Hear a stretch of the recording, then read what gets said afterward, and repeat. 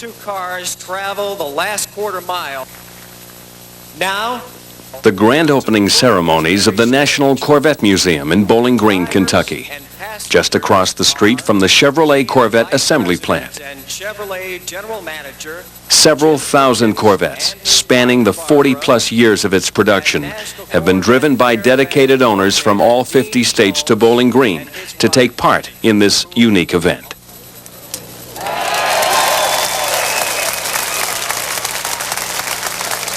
Special guest speakers who have earned distinction from their association with this classic American sports car address the large audience gathered in front of the freshly completed building. To commemorate the 42nd anniversary. Inside this $15 million museum complex, automobiles and exhibits trace the history of what has long been called America's only true sports car. And since its birth in the early years of the 1950s, the Corvette has faithfully followed an evolutionary path, firmly entrenched in not only sports car performance, but uninhibited style as well, in an automotive universe which many times has been saturated with lookalikes and wannabes. This is a look back at some of the men who helped to create and preserve the styling magic of the Corvette, and the recollections of some of those men who played sizable roles in this all-American success story, and how the talents and passions of enormously gifted designers and free spirits blazed dramatic trails toward visual excitement through the medium of automotive sculpture. It is a tale of agreement and conflict, of lucky guesses and unlucky turns of fortune, of bold planning and bold planners, who shared a common passion for cars that provided more than common transportation, with uncommon design and flair. The Corvette, reflections of the Stylemakers.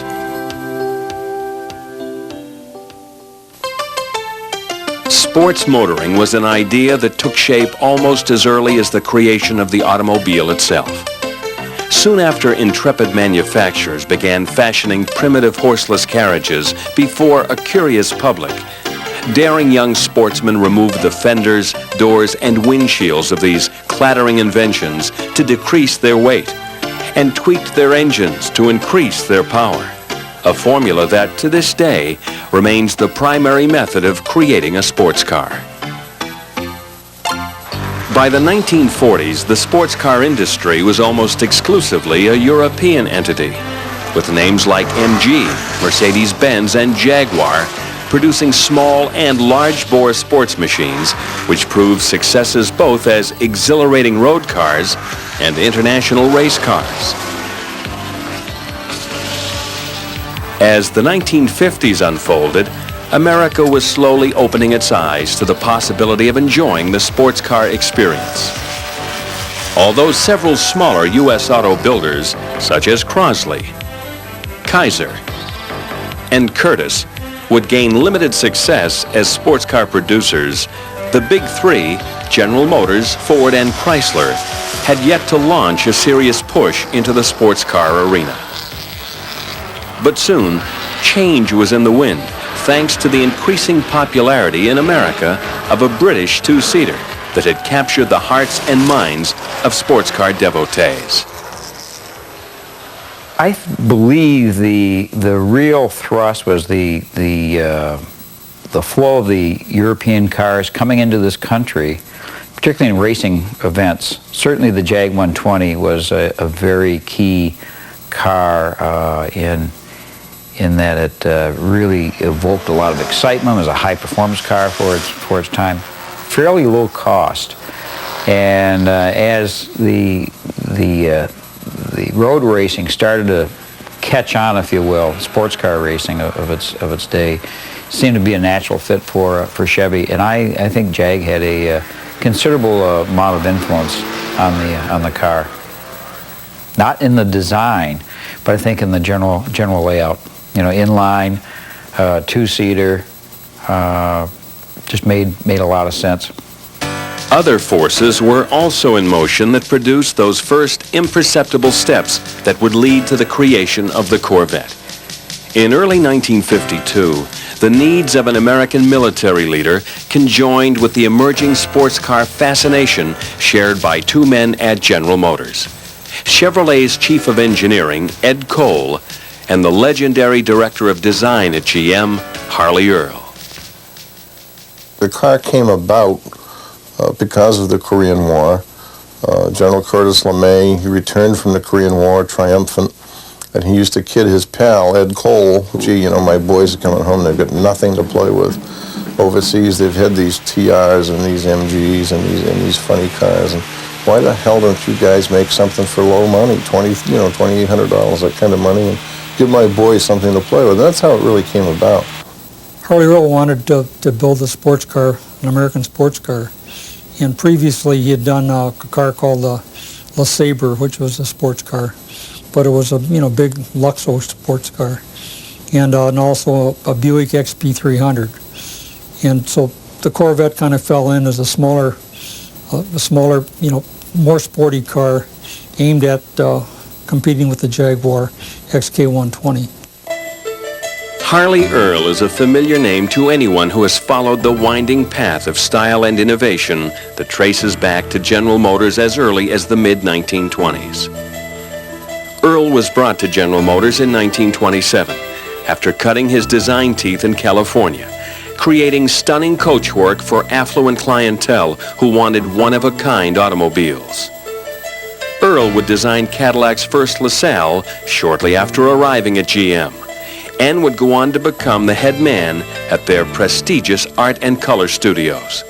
Standing over 6 feet and possessing the headstrong confidence and flamboyant style of a born success, he would take personal charge of the design team that would give the newly conceived sports car its visual personality. He brought in a team of designers, and he gave a fellow by the name of Robert McLean a clean sheet of paper and said, develop a sports car, but use existing components. They used a passenger car frame. They used an inline 6-cylinder truck engine with a different set of carburetors on it. So he had a clean sheet of paper, but not really. And a fellow by the name of Claire McKeegan, who was the head of design later on in life, worked on the Corvette from 1953 through 1958, and he worked with McLean to make it what it was. They had various designs. There was a car called the Darren, a Kaiser Darren, which was fiberglass. They dearly wanted to make it fiberglass because at that time they had seen some of the things that could be done with fiberglass. The ease of repair, the lightness, isn't going to rust out.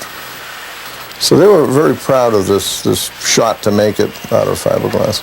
But the intent was to do that just for the beginning, just for the first few cars. While the decision to use fiberglass met with little objection, Harley Earl was faced with a daunting challenge. The final design upon completion would have to be approved by several layers of GM management. And Earl planned to unveil the new sports car to the buying public within a matter of months at the 1953 GM Motorama in New York City. This is where consumer reaction to new concepts under consideration for production was carefully measured. The design team would have to work fast, and just as importantly, satisfy the wants of Harley Earl, who had to thoroughly believe in a design concept if it became necessary for him to fight for it.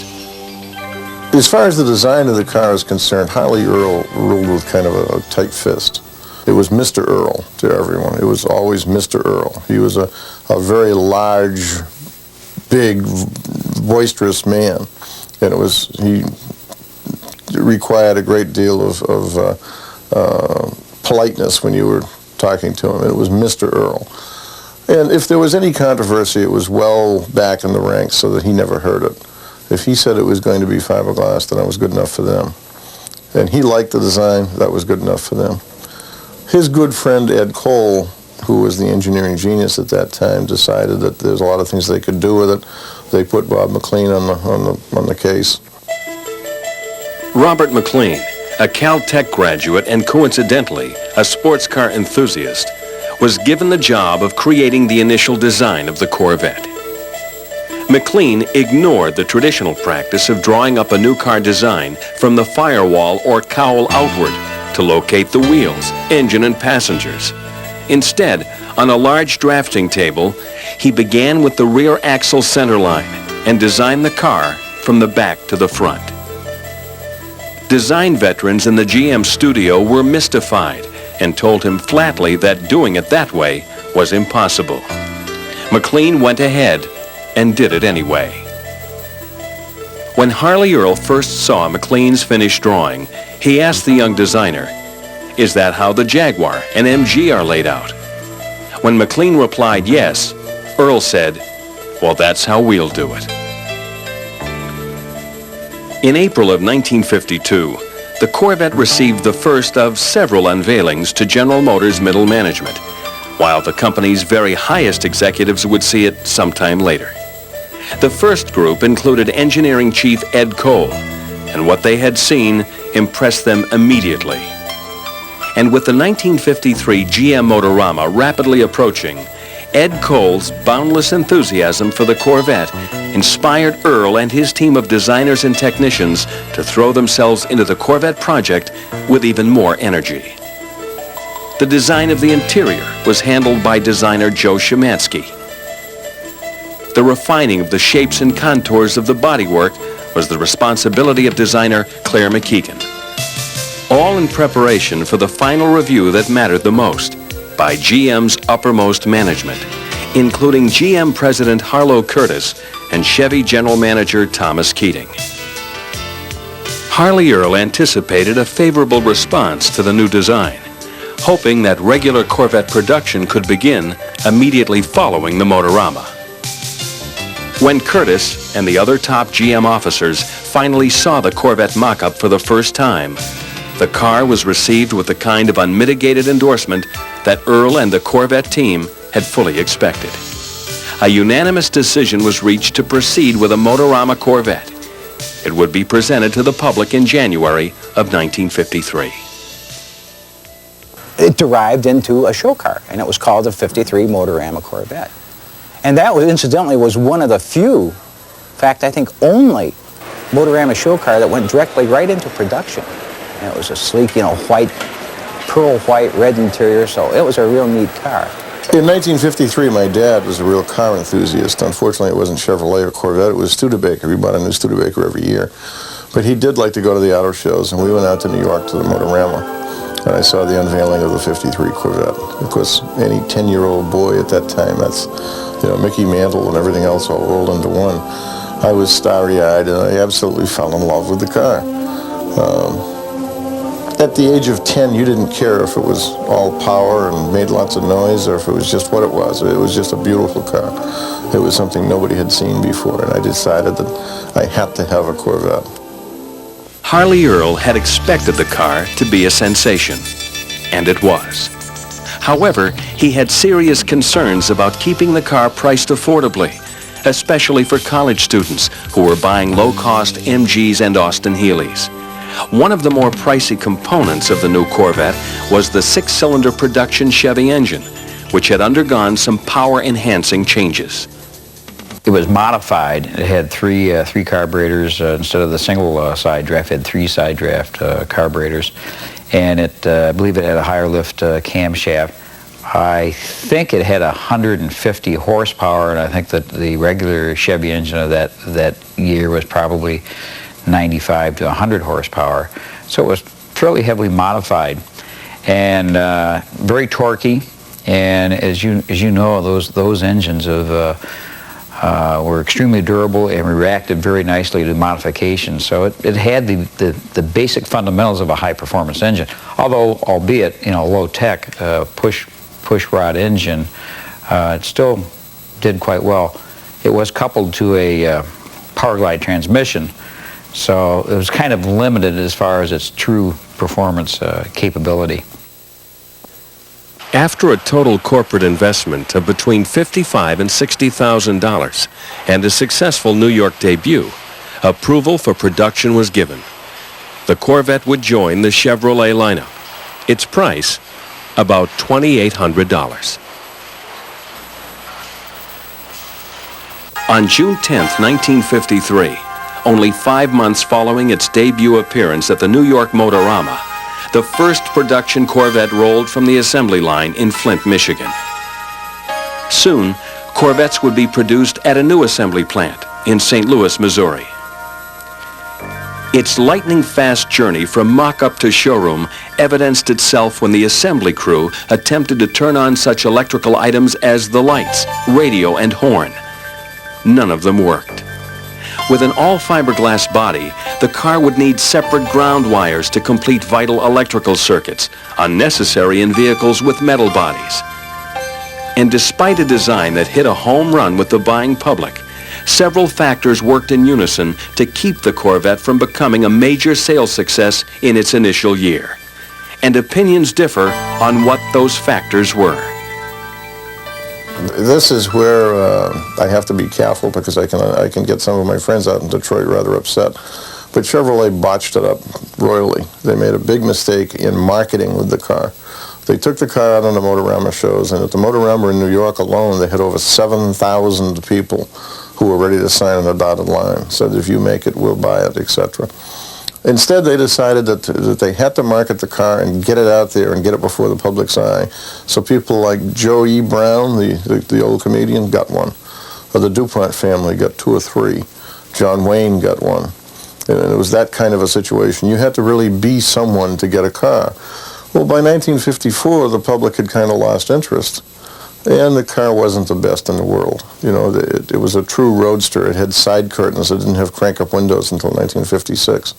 So consequently, the cars should have come with a bar of ivory soap and a towel. They leaked very, very poorly.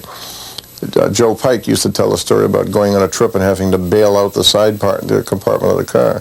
First and foremost, it was the first fiberglass car of that, that high a volume. And, the line rate was very slow. It was a new technology. It was a fairly simple car. Ford was coming on with the Ford Thunderbird in '55, and I think, that people may have anticipated that car, thinking, well, if it's Ford, it'll have a V8. And Chevy had a 6. And it was a true sports car. I mean, it wasn't very watertight and it wasn't that comfortable to drive, and it was, built on a modified truck chassis. So some of the truck qualities were still in the car. You got to remember that the size of the market was extremely small. People in the early 50s, the idea of driving a small 2-passenger sports car, there weren't a lot of people that were ready for that. That's a pretty bold statement back in 53, 54. So it took a while for the whole market to kind of get going. And I'm sure, like everything else, it was fairly low cost as a low volume car, but it was still probably fairly expensive.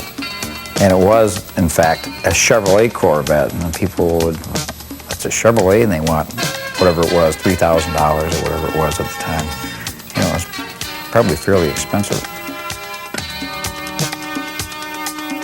In a car with such sporting pretensions as the Corvette, style and performance would play critical roles in determining its success in the real world.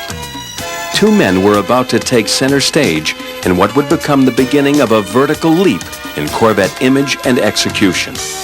One man, a gifted designer, the other, an equally brilliant engineer. Billy Mitchell, who had joined General Motors 2 decades previously, had been groomed from the earliest to serve as Harley Earl's heir apparent. Zora Arkus Duntov, a Belgian-born and Berlin-educated engineer with vast experience in the engineering and setup of sports cars, joined Chevrolet in May of 1953. As the Corvette began to evolve, these men would guide each step of that process with conviction and passion. During the mainstream years of Corvette, when Corvette made its name, and of course it's lived off that name and still does, I believe, today, during that period of time, of course, it was Bill Mitchell and Zora Duntov. Zora Duntov, who today is referred to as the father of the Corvette. Of course, Zora is 86 years old. Bill Mitchell passed away in 1987. I think Mitchell and Duntov used to go head-to-head, but in a friendly way. Mitchell would claim vigorously that it was my styling that sells the car, and Duntov would say, no, of course not, it's my performance that sells the car. in reality, I think they're both right. But I think they had a friendly rivalry. I think they realized that one was dependent upon the other. Today, you might not get either of them to say that if both were alive, but I think that's the way it was. Duntov's role within the Corvette project was clear-cut. His expertise in the realm of high-performance automobiles would add a dimension of speed and handling to the Corvette that was becoming painfully apparent in its absence. In a letter to Morris Ollie in Chevrolet Research and Development in December of 1953, Duntov strongly urged Chevrolet to step up its production of performance parts for Chevrolet vehicles. He observed that many owners of Corvettes would be racing them, and without sufficient power, Chevy would lose valuable product image. He concluded that too many Corvette buyers would prepare their cars for racing by putting a Cadillac in it. While Duntov sparked GM's interest in racing, Billy Mitchell's design staff was busily conceiving styling upgrades for the Corvette, which had remained largely unchanged both in style and power output during its first 3 years of production. Several design studies based on the 1953 Corvette were proposed for production to help broaden the Corvette's market base, but none of them gained corporate approval. One was a Corvette station wagon. Well, I really think that those styling cars were closer to reality than anybody realizes. I think they were killed because of the poor sales of the Corvette itself. But I think it was a niche car. I think it was who bought the Corvette, who was going to buy the Corvette. It was the guy that thought a little differently than the other guy. In '53, that would have been the fellow who perhaps wore the plaid sport jacket with the leather elbows and smoked a pipe rather than the conventional black suit, white shirt, skinny necktie.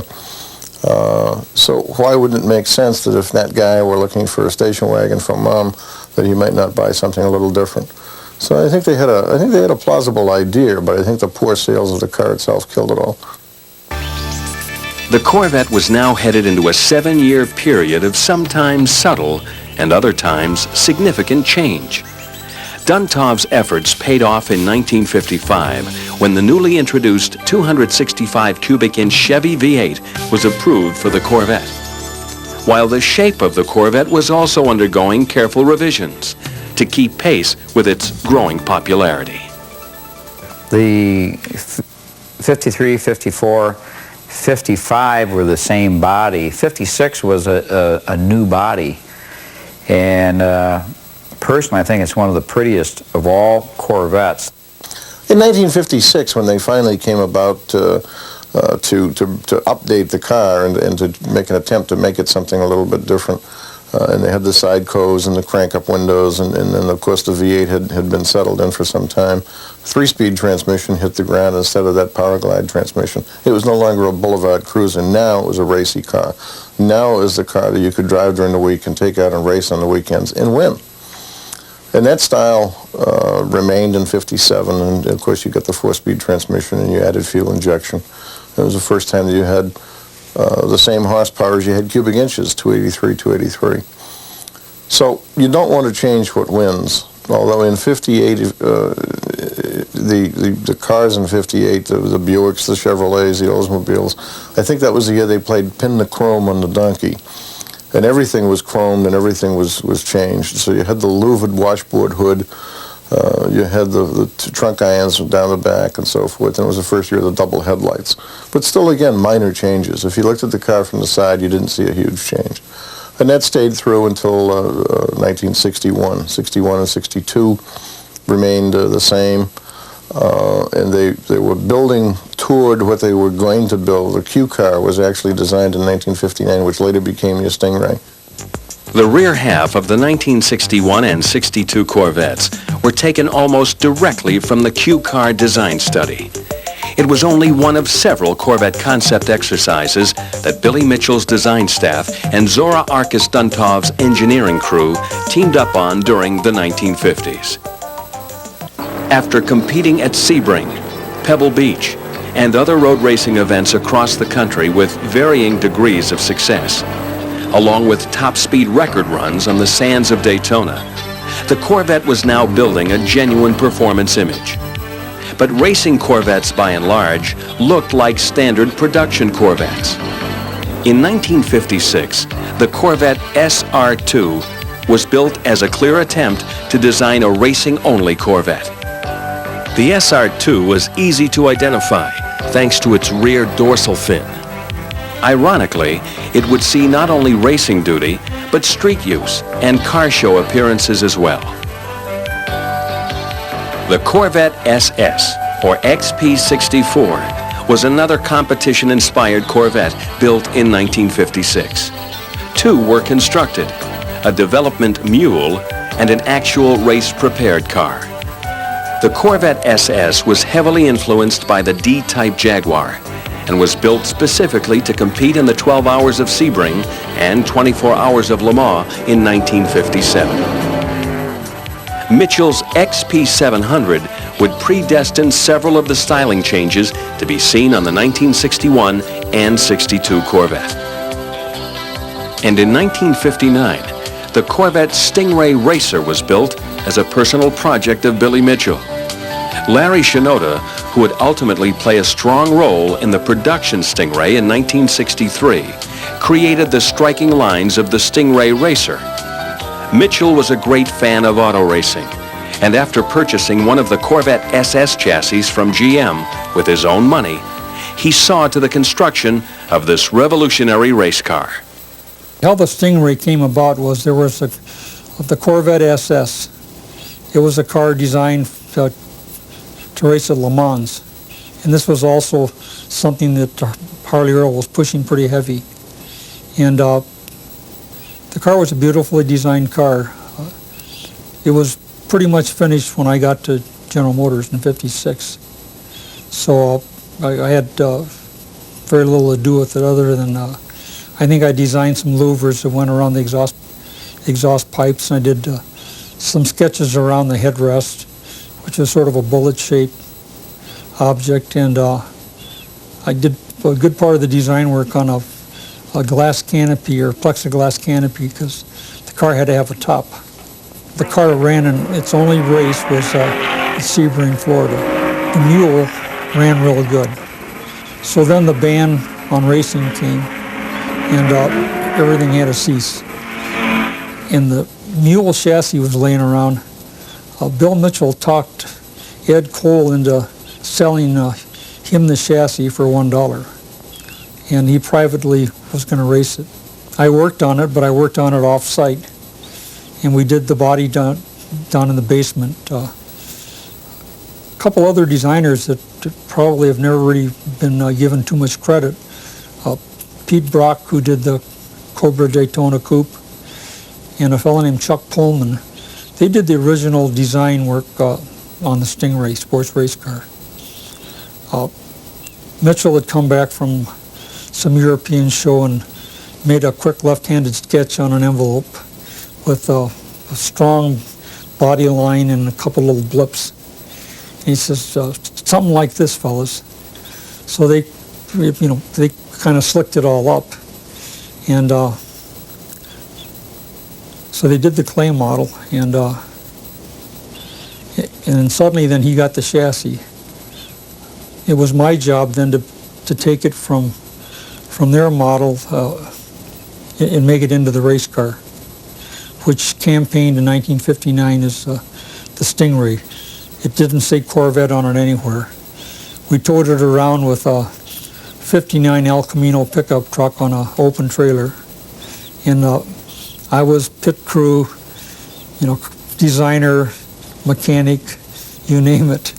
It was a car that was developed with Zora Duntov and Bill Mitchell, and he developed the vehicle. He wanted to take it racing. At that time, there was a corporate edict: there will be no racing for General Motors products. And Bill said he'd campaign the car himself, and he got Dr. Dick Thompson to drive the vehicle. And that vehicle was heavily influenced by Jag, the C and D Jag Le Mans cars.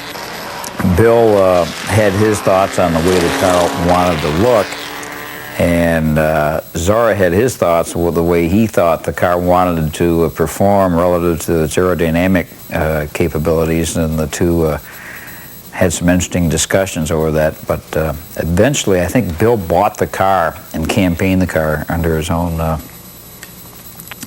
resourcefulness, and essentially then I think he sold it back to General Motors. But that car really had a significant part to play in Corvette's history. That was the foundation for the '63 production Stingray. In fact, we still have the original racing Stingray in our internal collection here, and it's still a fantastic automobile. I had a chance to drive it for the first time last year. After being here 30 years, I had an opportunity to drive the vehicle. And it's pretty. It is a race car. It's pretty rough, but it is just a wonderful, wonderful machine. It's a great car. The Stingray racer that Bill Mitchell designed and the production Stingray are clones. There's some refinements. Of course, you can't take a raw race car and turn it into a production car, but the heritage and the lines are there. Fortunately, by 1963, when Chevrolet had looked at a whole new series of automobiles, and the Corvette was to be something really special, independent rear suspension, and all the niceties that came about, it was now to be an all-out sports car. And you had, on the styling and design end of it, you had Bill Mitchell, who was very proud of that car, and the Corvette was his car. He had taken it under his wing some time before. He brought Larry Shinoda in to clean up the design of the '63 and to work on the Stingray series. And you had Zora, who by that time had pretty much a free hand as to what he wanted to do with the power of the car. So the '63 was truly a special car. And by that time also, Dr. Dick Thompson, the flying dentist from Washington, D.C., who made himself so well known in '56 by getting rid of his MGs and switching over to Corvettes. Well, by now he was a household word. People who didn't even know much about sports cars and racing knew who Dick Thompson was and knew what the Corvette was doing out there. My involvement was to take the Stingray race car design and turn that into a production car, which was really not a real easy task. And it turned out I was the only designer in the studio, and I pretty much reported directly to Bill Mitchell. Bill would say, too many cooks will ruin the stew. He says, so the place was off limits to everybody. A fellow that went to Porsche and was the chief designer there for 21 years, Tony Lapine, also was working in the studio with me as an engineer. And when the first models were finished in fiberglass for the board of directors meeting, the car had the split window. The split was a little bit narrower, but there was a hatch for the whole back end opened up. And if you look carefully at some of the early pictures, you can see the scoops that went in the front fender were back in the rear fender on that first model. And on the Roadster version, there were a whole series of dumb-looking louvers down along the rocker that Bill Mitchell wanted. And and he was the boss, so you did whatever surface entertainment he asked for. Back in those days, it was nothing to see the new cars at the dealership showrooms well in advance of opening day, but covered up with a sheet or covered up with a car cover. And anybody with gasoline in their blood used to have to go to the dealerships and snoop around out back after they'd closed, or peek in through windows, or go places you shouldn't be and try to see what was there. And I saw a midnight blue '63 coupe well before it was supposed to have been announced to the public, and boy, I would have sold my soul at that time to own a '63 Corvette. It just had that style that the other cars didn't have. Had some edges and had some excitement in the shapes, and it was perfectly executed. And it had an American character to it, in contrast to the Ferraris and the Maseratis and the Aston Martins and so on and so forth. And those were also gorgeous cars, but it just had an American characteristic to it. So when the '63 car came out, it had all those qualities of the race car, and it was an extremely exciting car in if you follow the mark at all, you know those cars of that vintage are highly sought after, and they just look spectacular. They're very, very lean. They're very agile. Of course, the '63 with the split window. You know, people at first didn't like it, and they dropped it. Obviously, you talk about reaction to the customer's needs. You know, the '64 it was gone, but the car was well received. You know, the doors flowing into the upper, and the very tiny upper, and the exciting fender shapes looking out over the hood. Very, very exciting car to sit in and to drive. It really, you know, got your juices flowing. They haven't even started it up yet. I mean, just sitting in the car got your juices flowing. So, you know, once you got underway, it was a pretty exciting automobile. As the story was told to me, Bill Mitchell wanted the split window, and Zora was very much against it. It came out in '63 as a split window, and it went away in '64. Bill Mitchell's comment was, yes, it was a safety consideration, and Zora was right on that one. And '64 it was gone. The thing about a Corvette, it's not only an emotional automobile, it generates a lot of emotion, but if you're involved with the development of the car, it gets to be very, very emotional. And Bob Vogelai, who was the chief body engineer for the Corvette for years and remained a good friend, he often said there's two kinds of people that want to stay as far away from the Corvette as possible, or they want to get in there and do your job for you, because it evokes that kind of excitement. Well, you can well understand with Bill Mitchell, who was a very, very strong-willed, very dynamic designer, and you know, he was just a powerful individual. And Zora, in his own right, an extremely talented, powerful engineer with a racing pedigree of Le Mans and driving for Porsche and so on and so forth. And you know, these two giants getting together over something as exciting as a Corvette. You know, I'm sure, and I wasn't there, but I've talked to Zora over the years, and still consider Zora a very good friend.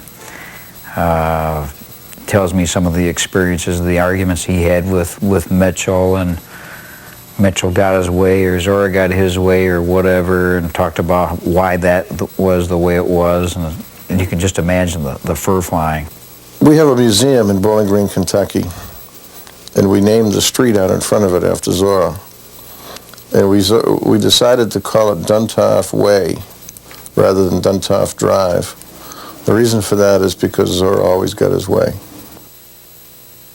The 1963 through 1967 Corvettes, known to enthusiasts as the Mid-Year Series, underwent subtle design changes in those 5 model years. In 1963, for the first time in its history, Chevrolet would build over 20,000 Corvettes. The number would grow to over 27,000 in 1966, dropping slightly in 1967 to just under 23,000. During this period, performance reflected the horsepower wars that punctuated the muscle car era of the 1960s.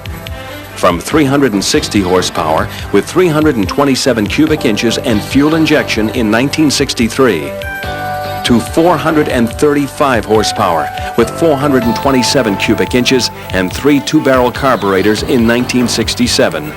The mid-year Corvettes were not only breathtaking to look at, but breathtaking to drive. The car is a rocket. You know, obviously, you know, while all the design work is being developed, you know, Zora is really doing some great powertrains. They developed the L88, which was the famous racing engine. Those engines were extremely powerful. I think the advertised horsepower was down here, and the actual output was considerably higher. The Ford Thunderbird had moved from a 2-seat to 4-seat configuration in 1958. By 1963, the Corvette Brain Trust was toying with the idea of producing a larger Corvette to compete head-on with the T-Bird. The idea, however, was soon put on permanent hold. It was 10 inches longer. It looked quite awkward because the roof was kind of bulky, and it had very long doors. Ed Cole was showing the car to, showing it in I believe a 58 Thunderbird, 4-passenger. And Jack Gordon, who's the president, says, Ed, tell me the truth, can a human being sit in that back seat? He said, of course, Mr. Gordon, and they opened the right door and got him in. And he was kind of all, he didn't want to get in, but then he finally climbed in. They closed the door, and he kind of motioned he wanted to get out, and it was a real hot, steamy day. I think it was probably early May, but it was a real hot, humid day. And they got the door open, and the damn seat back wouldn't release. And so they had to finally tear the seat out and got him out of it. And he's all huffing and puffing and madder than hell. And that was the end of the car. But if the mid-year Corvettes solidified themselves as style and performance champions that won almost unanimous praise from all quarters, then the next generation Corvette, which debuted in 1968, truly had a tough act to follow. And the competition had been stepped up, not only by Ford's Mustang, but Chevy's own Camaro, cars with formidable performance and strong sports car images. Billy Mitchell's design team, including Larry Shinoda, Jerry Palmer, and another extremely talented designer, Henry Haga, provided imaginative and thought-provoking themes and continued to conceive design studies through the 60s that took the Corvette into radical new areas of style. Billy Mitchell was eager to create a new look for the Corvette that would distance it from its more conservatively styled competitors. The Shark, or Mako Shark 1, was one concept that brought heavily futuristic styling touches to the table. Although never slated for production, its paint job provided for an unusual challenge to the Corvette designers. Bill Mitchell had actually caught this Shark off of Bimini, and he said it was a Mako Shark, and I think it really was a blue shark, but here nor there. But and he had it mounted where the head was cut on a bias angle, so it came off the board, and it was beautiful. So when we were going to do the first Mako Shark, he wanted it painted to look like the Shark. So I took and painted myself with my own airbrush a bar relief Stingray model that they had sculpted, and there was actually no blue. It went from black into a dark blue to the body wide line, and then from that point on below it went into shades of silver into white, and so there was no powder blue. The paint shop couldn't match it. They came over and borrowed Mitchell's mounted Shark. They took and painted the Shark to match their paint panel, and then showed him the paint panel in the car. And when he saw the two together, he said, "Boy, you guys really did a job." He was quite pleased. He never realized that they had painted a Shark. In April of 1965, the Mitchell team unveiled a striking harbinger of Corvette's next design heading, and its spectacular shape sent shockwaves across the globe. The car was the Mako Shark 2. There's a lot of harmony between nature and great design. A lot of interaction. And the Shark obviously is one of those things that just evokes beauty, but yes, it has the element of brutality associated with it, with its movement, the shape of the fuselage or the fins, or however you want to describe it. If you look at a Corvette, particularly the 63, it had some of that. And then Bill, I think Larry was involved with these cars. Larry Shinoda started a series of show cars with the Mako Shark, which is really based on a 63 type of design. When they did Mako Shark 2, they really heightened the wheel arches and they pulled the body in very tight. And in plan view, it had a very severe wasp waist to it, or Coke bottle shape. Then that became the brand character for Corvettes for years to come. So those cars were done, and that became again the foundation for the '68 car. The Corvette design team would extend the envelope of the Mako Shark concept with the Manta Ray, a design study which Corvette enthusiasts almost unanimously hoped would find its way into production. When it did not, many were disappointed. But the issue of style was only one controversy that greeted the 1968 Corvette. Although Chevrolet produced over 28,000 Corvettes in 1968, more than in any previous year, some insiders at GM quietly admitted that the car had come to the market too soon, and the Corvette was playing to a tough audience. Early customers were dissatisfied with the quality control and attention to detail on their new Corvettes. One critic in particular was especially unimpressed until an incident during testing at the GM Proving Grounds softened his opinion. Even Zora complained about it, you know, the Coke bottle shape, because that's what, you know, Mitchell called it, Coke bottle.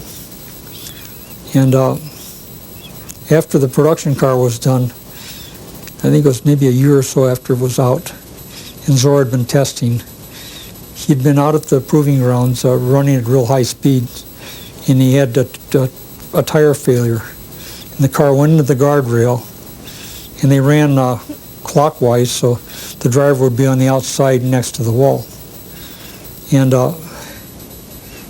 Zora says, "Aha, Coke bottle saved Zora." When it hit the wall, it ground down the sides of the car until finally the door hit the wall, and it stopped. But you know, had there not been this Coke bottle shape, you know, he'd have been right out there on the edge. He might have got seriously injured. But it was kind of a funny story that you know, he finally admitted that Coke bottles did work. It was a car that was way before its time. It was a car that, as a matter of fact, it was so far before its time that it really shouldn't have come out in '68. If people listen to some of the stories that are out there, the car was poorly put together in '68. As a matter of fact, Zora got into a '68 for testing the very first time and called Cole and said, "We can't put this car on the market." And I think that was one of the first times that he and Mitchell, or certainly one of the many times that he and Mitchell went head-to-head. The front fender peaks were way too high. The suspension was too sloppy, etc. But they were interested in getting that swoopiness, that advanced styling out there. I think that somebody far removed from the scene had an idea that that car was going to last on into the years. If you look at that car changed very little from '68 until it ended in '82. As the 1970s ushered in new government restrictions and a corporate pullback on factory horsepower, the Corvette took on the role of a sports touring car and shifted away from the hairy-chested image of the mid-year cars. Zora Arkus Duntov would retire from GM in 1975. Billy Mitchell retired 2 years later, ending what many consider to be, at times, the most exhilarating, and at other times, the most combative automotive partnership in history. You got to remember, as with you know, those two gentlemen obviously got all the accolades, but there are some tremendously talented people in engineering and design supporting their efforts, and some of those folks are the folks that really made the car what it is. You know, working with a fellow like Bill Mitchell, he'd give you some direction, and he was left-handed. He'd do some kind of left-handed sketch on a back of an envelope or whatever on a sketch pad, and he'd say something like this, and you'd see some of the pictures they had. Probably there were one of them. I guess he was sitting up in the Stingray sports race car, and he's got on a silver car, and there's a aluminum a fine ribbed stainless steel door in the background, and he's sitting in there with this pristine, beautiful gray suit, and he's got on a white straw hat, and I think he's got his, he's got that look that sort of, he used to kind of fancy himself to be sort of James Cagney. In 1978, the 25th anniversary Corvette with its distinctive two-tone silver paint, and the Corvette Indy 500 pace car with a striking contrasting black and silver exterior represented two of the decade's few highlights in Corvette design. The collector edition Corvette in 1982 was another attempt to add a different wrinkle to the basic Corvette theme, which had now seen duty from the late 60s through the 70s and into the 80s. New men were coming on board at Chevrolet. The look and layout of the next generation Corvette would rest squarely on the shoulders of men like designer Jerry Palmer and engineering chief Dave McClellan. Corvette concepts which had drawn industry attention, such as the mid-engined two-rotor and four-rotor Corvettes powered by Wankel rotary engines, the Reynolds aluminum Corvette, built by Reynolds Aluminum as a proposed replacement for the venerable fiberglass Corvette, and the Astrovette, an earlier concept design to promote astroventilation in which one-piece side glass was used, were all fueling speculation that the new Corvette slated for 1984 production would be the most revolutionary of any previous design. The 1984 Corvette arrived without a rumored mid-engine setup or a drastic change in its powertrain. While some thought it a sensation and an era of knife-edged exotics and daring flying wedge coachwork, some critics expressed disappointment in the Corvette's conservative statement. Well, they say beauty's in the eye of the beholder. That car is probably one of the safest automobiles on the road. You get into it and are wrapped around by it. But in terms of styling and design, if you really look the car over, it's got a lot of advantages that the other cars don't have at, half the price. That car stands up and makes a statement. I would say that there have to have been a master plan. I don't think that Jerry Palmer and the guys, when they designed the car, said, well, we're going to design this for 14 years. I don't think that was the plan, but I think they wanted to get their bang for the buck and get the optimum number of sales out of it. Yes, sure, they could have done something different, but what would it have done to price? What would it have done to imagery? I think they did a remarkable job with what they were given to work with, and as it evolved, the changes that were made were minimal. Again, if you put an 84 car next to a 94 car, you certainly see the similarities. It's the same car.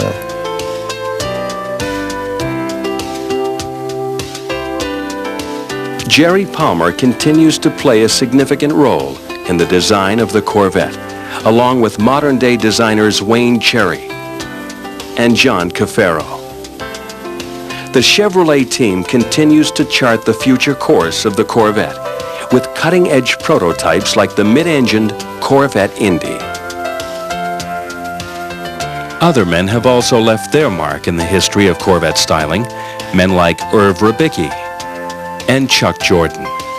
But it is the imagination and stubborn determination of the Corvette's early gatekeepers, Harley Earl, Ed Cole, Bill Mitchell, Zora Arkus-Duntov, and the dedicated visionaries who took concept to completion that made automotive history in a time we shall surely never see again. Their heartfelt commitment to a car that has become a part of the motoring fabric in America, and indeed around the world, can be easily measured by the devotion and emotion that can only be fully understood from behind the wheel of a Corvette. When the designers of Corvette go to the extremes of looking at little details like double tail lights, the American public has come to recognize a Corvette because it's got four tail lights. But when they go to the extreme of remembering to build that in, and the emblems look alike, and those type of things, it's important. I think it's important to the designers. It's important to the American public. Corvette is again a way of life. It's a feeling, and they don't want to lose that imagery. It's an American icon, and being so, they walk a delicate line. I think they have to keep that imagery. They have to keep that feeling. I think the Corvette is something that fills that little niche in everyone's heart or their psychic, that just the epitome of American driving passion. And if we didn't have one, I just think we'd all be a lot worse off because of it. I don't know if any other mark could fill the mark of the Corvette. And I really believe that. There's something about a Corvette, you know, the best that America can offer that's second to none. To own a Corvette and to drive a Corvette is like living out a dream. It's just a once-of-a-lifetime opportunity that everybody should experience. It's just a total different driving experience. You can have the baddest day, the hardest day at work, anything that's frustrating, and just get in a Corvette and roll the windows down and start it up and take off and just drive it through a winding, curvy road out in the country, and you leave all your troubles behind you. It's just a marvelous experience. I think the Corvette will be with us always in some shape or form. I think as long as there are automobile people in the automobile industry, there'll be the Corvette. I think, again, it represents to the American public, America. It represents something that you can obtain, something that you can shoot for.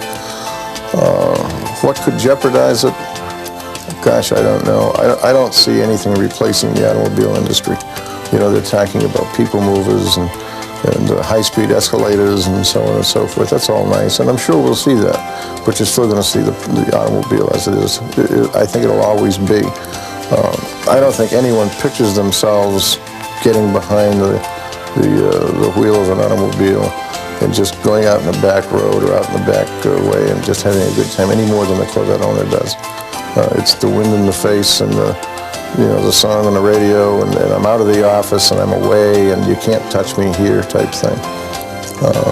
I think there'll always be the Corvette.